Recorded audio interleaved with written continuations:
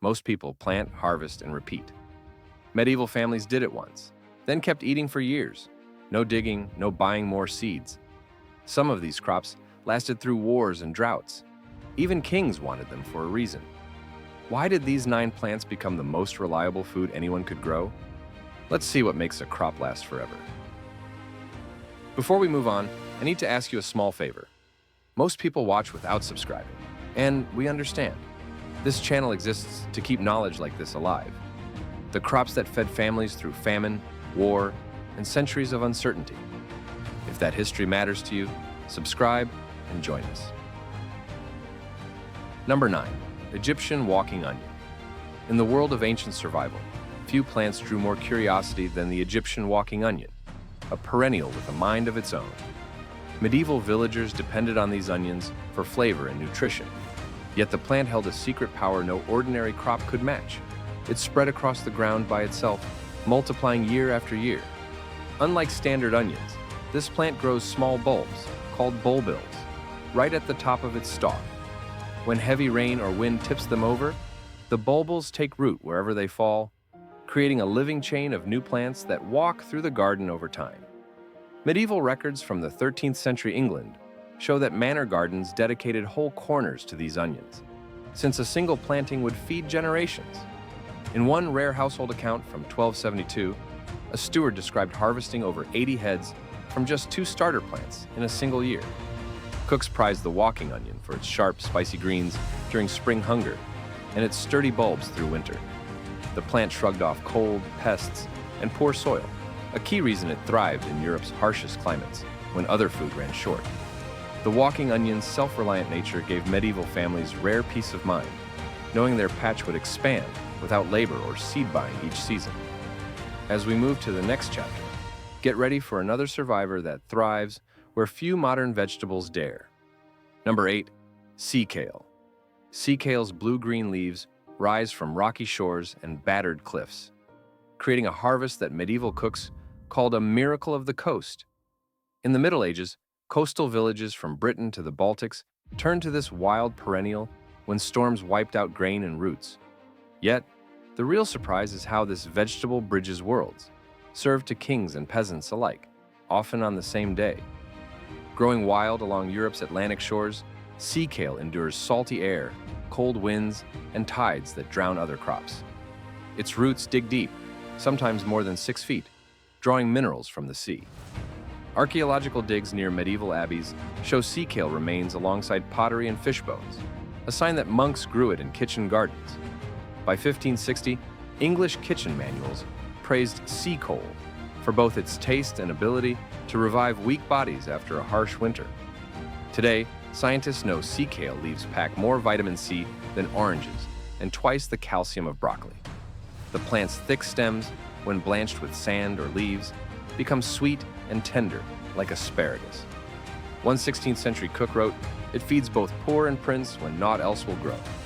Moving on, another medieval perennial challenges the idea that food must be mild. This one holds a flavor that lingers for days. Number 7. Lovage. Imagine a plant so bold in flavor, a single leaf could perfume a stew for an entire household. Lovage, once a staple of medieval kitchens, offered a spicy punch and became the secret ingredient of countless castle and village recipes. Even more impressive, its roots and stems return stronger every year, with no replanting required. Records from the 14th century monastery gardens show rows of lovage grown for both food and medicine, with herbalists noting its warming effect. Charlemagne, ruler of the Holy Roman Empire, ordered lovage planted in every imperial garden by decree in the year 812. Monks added chopped stems to hearty broths and dried seeds to bread, while physicians brewed its root for coughs and stomach troubles. Lovage thrives in poor soils and shrugs off drought, reaching up to 6 feet tall by midsummer. Its celery-like flavor appears in hundreds of medieval recipes, from pottages to meat pies, making it one of the era's most versatile herbs. In Germany and France, old cookbooks call it the soup plant, a nod to its essential role on the table. But as kitchens modernized, lovage faded into obscurity, leaving a legacy ready for rediscovery. Next, meet a perennial green that once kept entire villages fed through famine. Number 6. Good King Henry. Long before commercial spinach filled market stalls, villagers across medieval Europe turned to a leafy green known as Good King Henry. This perennial vegetable sprouted faithfully every spring, feeding hungry families at a time when fresh food ran scarce. The plant's resilience made it a quiet hero of rural survival, and its story offers a glimpse into everyday life centuries ago. Often called poor man's asparagus, Good King Henry's shoots and leaves supplied vital vitamins after harsh winters. A 15th century Welsh herbal records its use in every yard where children grow, and archaeobotanical finds in English churchyards reveal seeds dating back to the 1200s. The leaves, rich in iron and vitamin A, were boiled into pottage or mashed with oats for breakfast. Farmers favored Good King Henry because it demanded nothing but a bit of shade, and left alone, the patch could last for decades. In hard times, one family's planting often fed neighbors too, a living insurance policy against famine. Even as the vegetable faded from mainstream cooking, it persisted in isolated villages, quietly offering its bounty to those who remembered. The next crop rewrites the rules by thriving underground, hiding a surprise harvest that few modern gardens enjoy. Number 5. Jerusalem artichoke. Picture a plant that stores a year's food deep below ground, waiting out every frost, flood, or famine. That was the secret power of the Jerusalem artichoke, an unassuming sunflower cousin whose tubers became a lifeline across medieval Europe. Unlike grain or beans, this perennial survived disaster after disaster, earning a reputation for near infinite harvests. First grown by Native Americans and adopted by European farmers in the 1600s, Jerusalem artichokes found their way into medieval kitchens because they never failed. Chroniclers in France wrote that entire towns relied on the root during the Great Famine of 1315 to 1317. The tubers, packed with inulin instead of starch, stored safely underground through winter, feeding people and livestock alike. By spring, a single patch could yield up to 10 pounds per square yard, with no replanting needed. Doctors praised Jerusalem artichokes for helping diabetics and the sick, centuries before modern medicine confirmed their low glycemic properties. Farmers found that one planting could outlive the original gardener, lasting 50 years or more. Yet, despite their reliability, these roots faded from high cuisine, remembered mainly by foragers and a few rural families. Up next is a perennial green that grows so fast it once filled monastery plates from spring to autumn. Number 4. Sorrel. No crop signaled spring's arrival quite like the bright green leaves of sorrel. Medieval cooks raced to pick it as soon as the snow melted, using its lemony tang to wake up stews and sauces after months of bland winter fare. This perennial comes back stronger each year, surviving harsh frosts and hungry livestock, earning its place in gardens from Ireland to Poland. Sorrel's use stretches back to at least the 9th century, with mentions in monastic planting lists and royal kitchen records. Charlemagne himself ordered it planted in imperial gardens. By the 14th century, sorrel soup featured on noble and peasant tables alike, and 17th century French chefs built entire menus around its tart flavor. Sorrel's leaves deliver a burst of vitamin C, more than spinach, plus iron and fiber, crucial for health after long, meat-heavy winters. Even during sieges, castle cooks could find sorrel growing wild in the moat or along stone walls. The plant's rapid regrowth kept families fed, year after year, without fail. Sorrel's sharp taste made it a favorite for sauces, salads, and even healing tonics. As tastes changed, sorrel faded from everyday kitchens. But the next plant's story lies in its constant, reliable supply of leafy greens, so reliable that medieval gardeners called it eternal. Number 3. Perpetual spinach. Every medieval kitchen garden held at least one patch of perpetual spinach, a charred relative that lived up to its name by coming back season after season. Unlike regular spinach, which bolts in heat or frost, this hardy green could be picked for nearly 10 months straight, offering cooks a rare, steady source of vitamins and minerals when most vegetables failed.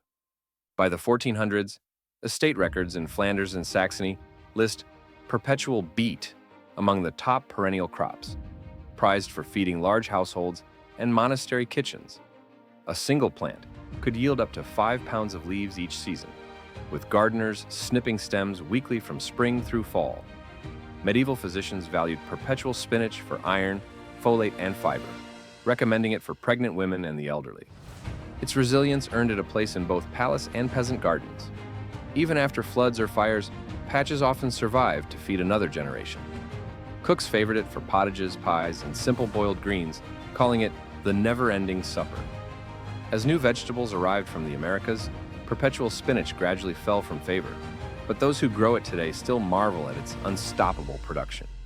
Next comes a plant that's more than just dessert, one that shaped medieval medicine too. Number 2, rhubarb. Few plants bridge the worlds of healing and cooking as perfectly as rhubarb. Its thick, tart stalks fueled medieval diets and saved lives long before sugar sweetened its taste. Medieval doctors valued rhubarb's roots for purifying the blood and curing stomach ailments, while cooks discovered its tang brought pies and sauces to life. Once planted, this perennial can thrive for up to 20 years without replanting.